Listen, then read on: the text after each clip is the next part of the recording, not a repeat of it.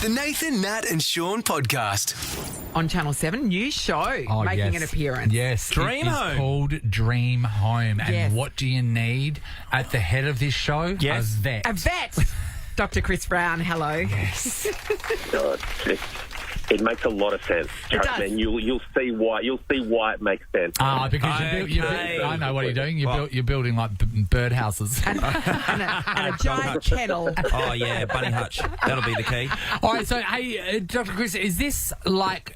there was a show years ago called House Rules where people would go around and they would renovate the other competitors' houses, and then you would get to a point where if you get through to the next stage, the final houses will get their yards done as well. Is that the same? Is it the same concept?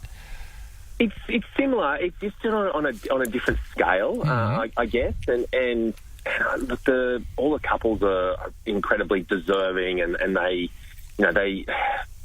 you get this beautiful mix of drama, but also nice bit of heart, considering the.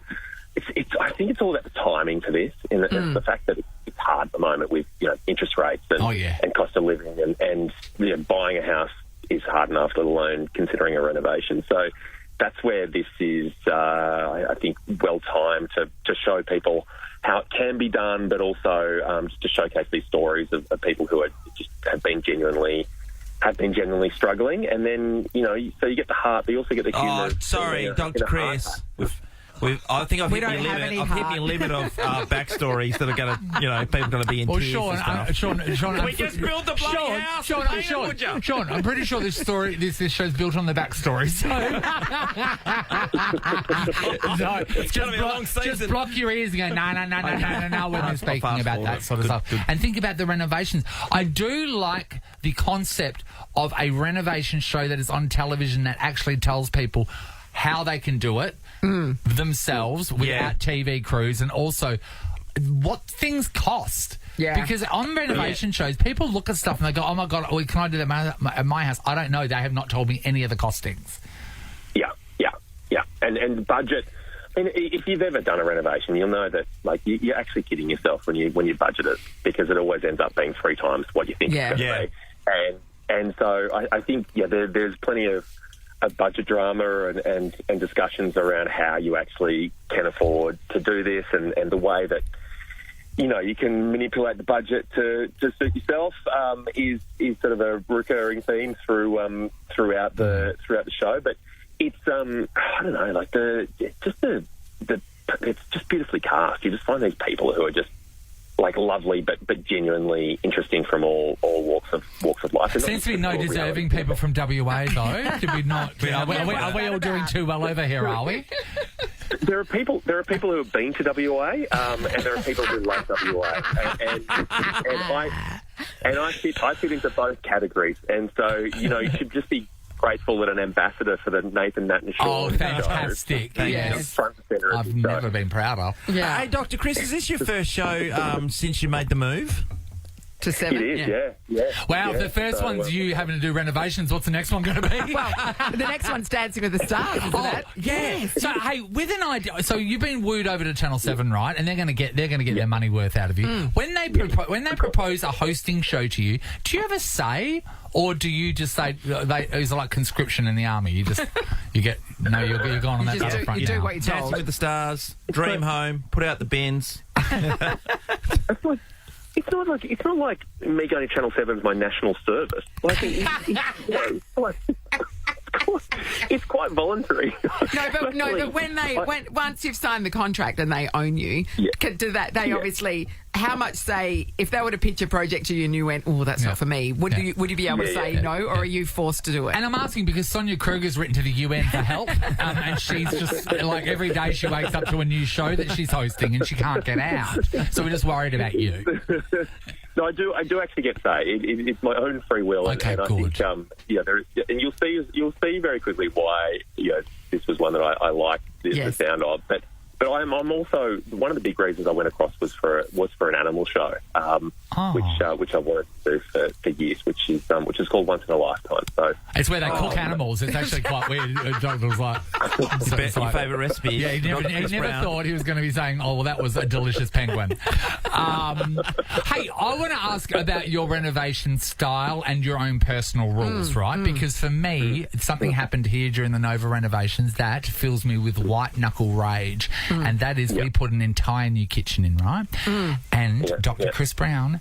one of my pet hates when I go and look at houses is when they don't put a microwave hole if you don't have a scullery. Yeah. So if they don't put a cabinetry, and so then because we're all about surfaces, you know what we're like these days. We're all about surfaces, and we've got a big dirty old microwave dumped on the counter out of there, and there is how much room is there to have put a microwave hole in there? For sure. What's your opinion as a professional renovating vet about microwave holes? I'm for them because one simple reason is because I also have an air fryer, and if you have an air fryer and a microwave, you can't even use your bench. Like there's actually no space it's left. Actually embarrassing. And then you put a rice cooker. You put, some other toasted sandwich maker. Oh, you got to have the slow cooker too. The toaster. Your kettle, like you end up slicing your bread in your bedroom. It's completely impractical. Can I say that's the funniest thing you would have said all morning? That's hilarious.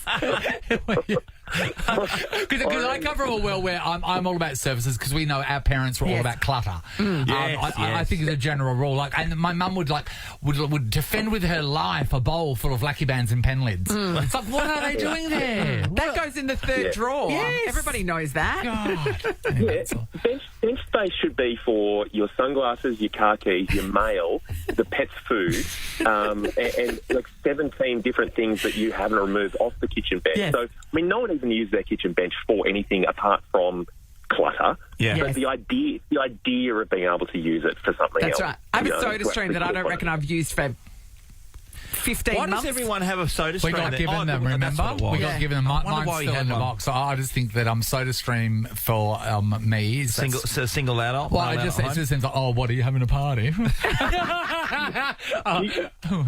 Would you push for a soda stream hole as well? No, I wouldn't push for Where does it end? I wouldn't push for a soda stream hole. No, you get that. Stream hole. You get the sparkling water tap. That's what you get. When you, my mate's got that. When you go over to someone's house and they have that filtered hot tap and the cold filter, and even some of the ones that are sparkling, it's like, what? I know what I do for a living. How can you have this? Have you got a sparkling water tap, Chris Brown? He would. He'd have one.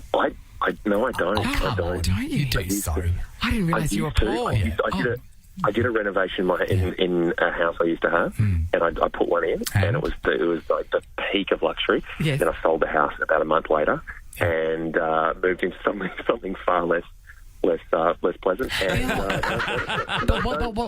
what a time to be alive, really. Done, to have one of those taps there, right? Yeah. And then to not have to go through the decision process of what colour Smeg kettle am I getting, because you don't need the Smeg kettle anymore.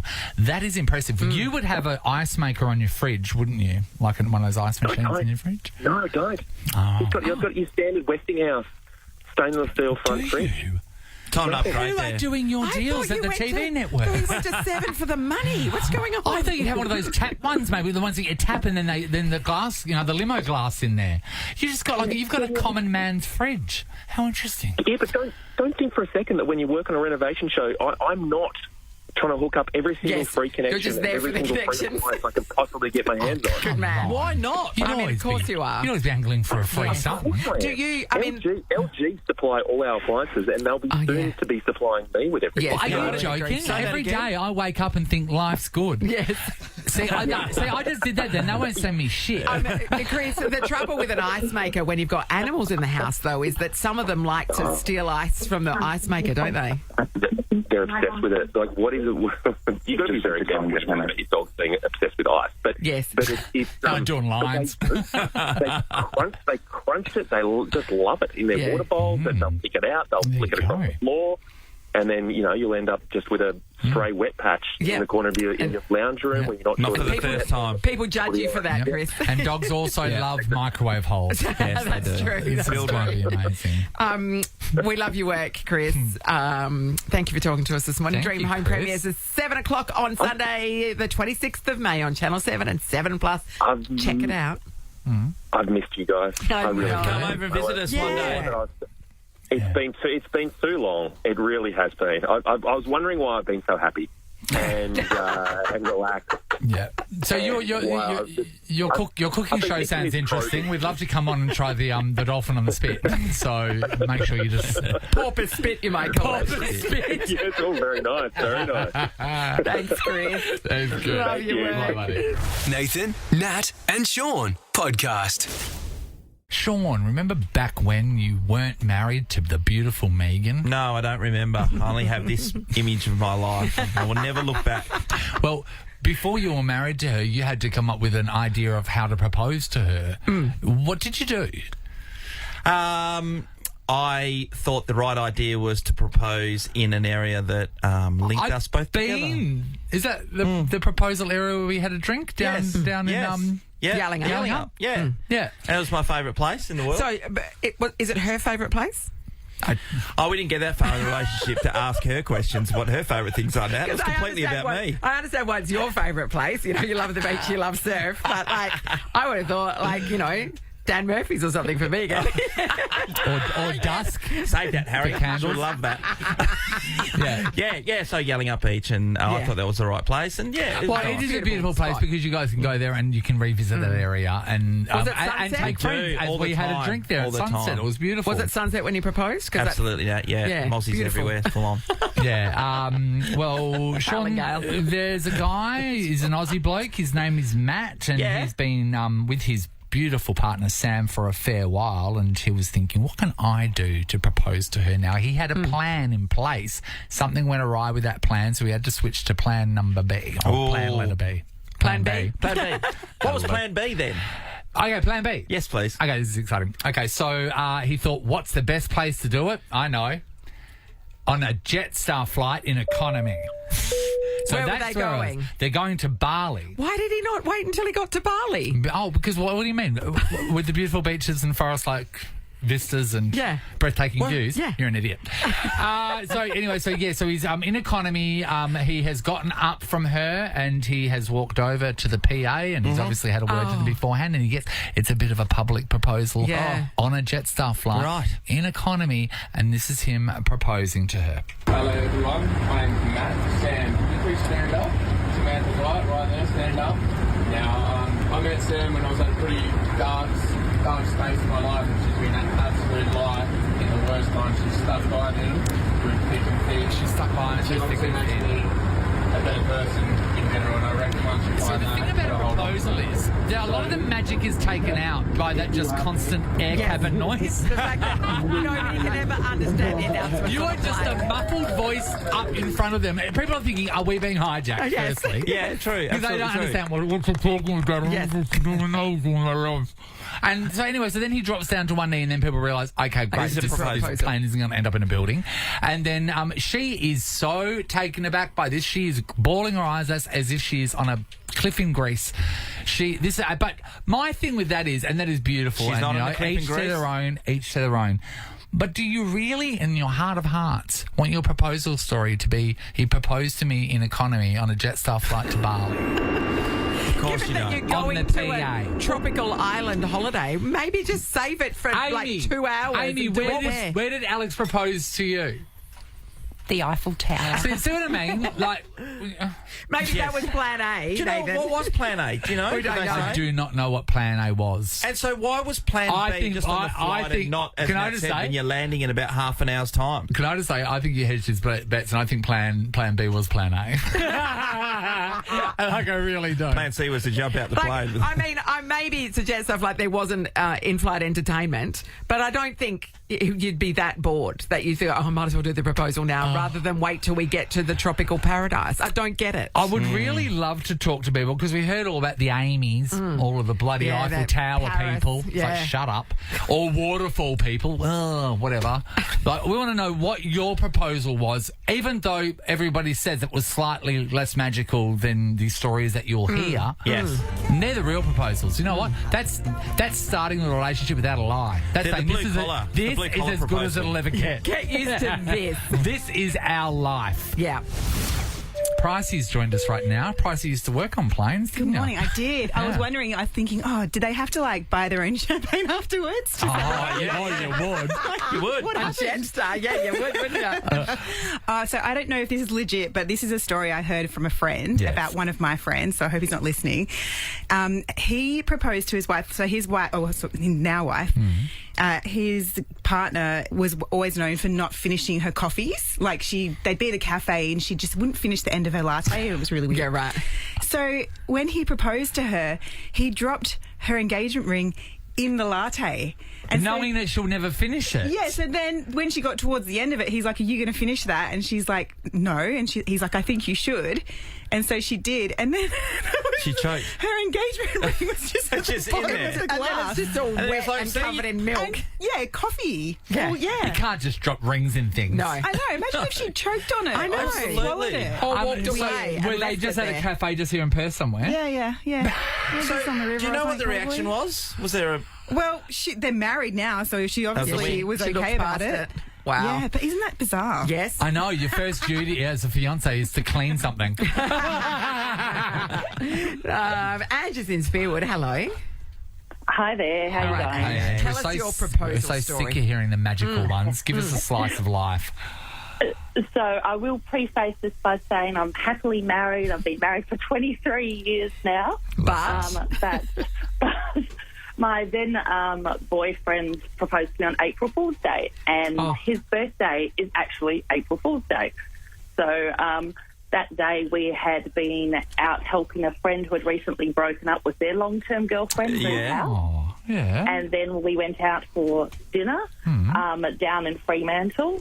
And we had discussed getting married before, so I knew at some point in time he was going to be asking me. Yeah. But I didn't think it was going to be April Fool's Day. And after dinner, we went and got an ice cream, and we went and sat in the car, and I was talking. Yeah. And I talk a lot. And he said, for God's sake, would you just shut up for once? And I'm like, what? He goes, will you marry me? And I'm like, oh. Is that it? Will you just shut up for once? He was looking for a break in the conversation. Just sitting in the car as well. Sitting in the car, in a car park in Fremantle. You know, I think it was a dingy one just off the main strip as well. The slight smell of urine. The parking inspector hovering. It was actually a Saturday night, and I said, oh, my God, we can't tell everyone that this is how I got proposed to in a car park in Fremantle and being told to shut up. Yeah. So did you make something up then? We did. We drove up to Point Walter, and I found a nice tree. And you did it again? You did it again. And we told everyone for around 10 years that he proposed to me up at Point Walter under a night overlooking the river. I love it. No, this isn't what we're doing. No. Let's do it again. Hey, but I do have to say, if you are unsure that they're going to say yes, April Fool's Day is the perfect time to do it because then you can take it as back. elaborate as you are, you can always go, April Fool's. Yeah. It's actually clever Yeah. if you don't know how much your partner loves you. And if you're not sure how they're going to react when you tell them to shut up first. Maybe you drop shut up from a proposal. Yes. Yeah. Just, write this down. Err on the side of caution. Jackie's in Adderale. Hi, Jack. Hi, good morning. Hey, Jackie. Talk to us about your proposal, Jackie. So mine was in Canada. My husband is Scottish. I'm Canadian. And he had booked a hot air balloon trip. And it was sort of like the time was coming where his visa was ending, so he was on a time crunch of when he had to do it. And it kept getting cancelled because of the wind. The winds have to be right. Yeah. So I think there was 3 weekends in a row where potentially we were supposed to do this hot air balloon that kept getting cancelled, which I obviously didn't know about. And so then a Saturday morning, sound asleep in bed, he comes in his undies, a glass of champagne, and I wear glasses, and I roll over going, what are you doing? And he's down on one knee, and he starts rambling, and I'm going, where are my glasses? I can't see what's going on. And so then he finds my glasses, and he's so frustrated with me, and then I'm like, oh, my God, are you proposing? I was like, do it again. I wasn't ready. I know, but also, why didn't he put some pants on? Why did he have to be in his undies? Because it's easier for her to see his ring that way. Oh, God. And then, so that was the Saturday morning, and then on the Sunday, he gets the call going, oh, my gosh, I'm going to take you hot air ballooning. It's going to happen today. So the following day, we go out on the hot air balloon after he proposed to me in his undies Saturday morning. Oh. Yeah. So... He couldn't wait. He wasn't sure. I didn't realise there was so many women out there that have said, do it again. I know somebody that did. In fact, do it again. We worked with her. Her, her boyfriend at the time just took her for a walk in a park at lunchtime on her lunch break and proposed in the park, and she was devastated. Made him take her down south for a weekend away and do it properly. So this is my thing, right? Say hot air balloon. Say hot air. That was a while ago. Say the Eiffel Tower, right? So Amy, our producer. Yeah. If you're on a trip and you've been going out with someone for a fair while, and then you go to something like the Eiffel Tower, you're getting proposed to. Same as like if you've been going out for a while and then they're adamant that we're going on a hot air balloon. The guy's idea to go on a hot air balloon. Yeah. You know you're getting proposed to, don't you? I mean, you'd suspect. You'd be thinking. Yeah. You'd be looking for jewellery store receipts, that's for sure. Let's finish off with Liz in Balcatta. Hey, Liz. Hiya. Hey, Liz. Right. What happened when you got proposed to, Liz? I was working at a fish shop at the time, being a fish filleter, and I got home from work and went into the bedroom to, get undressed, have a shower to get all the fish off me. And this proposal has too much fish in it already. And I sat on the bed and he had a piece of paper that he'd written out with all the things he wanted to say. Didn't remember any of them. And proposed to me and then said, and we're getting picked up for dinner in like an hour and a half or so. But why didn't he propose to at celebrate? Dinner? Why didn't he propose at dinner? When you're not, stinking of fish. What? Did he not want the crowd? And then just sat around twiddling my thumbs till we got picked up for dinner. So, okay, so you've been with him for a fair while, so you've had time to analyse this and then ask follow-up questions. So what is the answer to why didn't he propose at dinner and instead propose to you in the bedroom when you were covered in fish? I have absolutely no idea, to be honest, but not a lot changed and we're not married anymore. So there we go. That's a reason not to propose to someone when they smell like fish. I know that a lot of people say women overanalyze, but how can you not? How can you not? How can you not sit there and really study that case? We found a good one. And I get that sometimes the guy's just nervous and he wants to get it over and done with or whatever. But still, I mean, come on, pick your moment. Literally just wait an hour. Yeah. At least sniffer. He got his just rewards, though, don't you reckon? If there's a bunch of cats hanging around, no longer with him. So yeah, that's a great point. That's it. Yeah, but she smells like fish. This is the Nathan, Nat and Shaun podcast. I don't know if I can go on. You are very judgmental in your old age. I am, actually. I am. Because I've never heard anyone our age say they loved a fruit pillow. Okay, we've been talking about biscuits because over the weekend I bought a packet of chocolate-covered Scotch fingers. And a biscuit that when you're a child... I thought you said you didn't do anything on the weekend. Natalie, I thought, let's get out there and get amongst the world. This is living, man. It is living, Shaun. How were the fingers? The fingers were great. Two at a sitting. Oh, that's you've got to know your limit. You can snap them in half and have with them, friend. I didn't. But yeah, they're one of those biscuits that when you were younger you would step away from, but we're just running through some of the stuff because Natalie, you saw some. Well, I was very enticed by a biscuit that I really enjoyed, and it was on the end of the aisle. I don't normally buy biscuits or go down the biscuit aisle, Shaun. You know why? Because everything's on special in that bloody aisle. But I saw that lemon crisps were being highlighted, and I love a lemon crisp. They're pensioner biscuits. Because it's lemon, sweet lemon in the middle, but it's salty on the outside. Don't get me started. Is that what you're saying? Love a lemon crisp. Natalie, and I support you, and you love a lemon crisp. I do think you should try one, though, because you are remembering lemon crisp biscuits of yore. That's true. Of the past, and I don't know what manufacturing has done these days to it. I know they've changed the ice, though. And with shrinkflation, there's only 2 in the packet. Anyway, so I said to Shaun. Fruit pillow. I said to Shaun, I don't mind. I like a fruit pillow. I also enjoy a fruit pillow, Nathan. Pillow.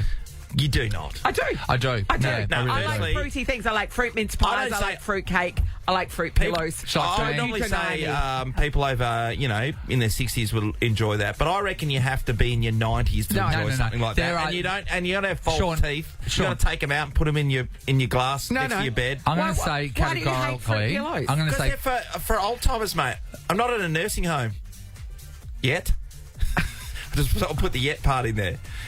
My godfather, guys. There are people out there. You don't be aged by the biscuit that's going in your... Yes, you do. Yes, you don't. You're not your biscuit. You're not your biscuit, Sean. You're more. Fruit Pillow said nobody. Oh, Bunyor, 13 24 10. Fruit Pillow lovers. There are Fruit Pillow people listening right now. Ring up and tell us your age. Are you 80? Are you under 80? Are you under 80? We're looking for one person under 80 to prove Sean wrong. My God, Fruit Pillow. Hey, why are you so anti-Fruit Pillow? Oh, really? Have you been hurt by a Fruit Pillow? Everybody, somebody try and hold a Fruit Pillow over your face to shut you up. This is officially on air, our first ever Fruit Pillow fight.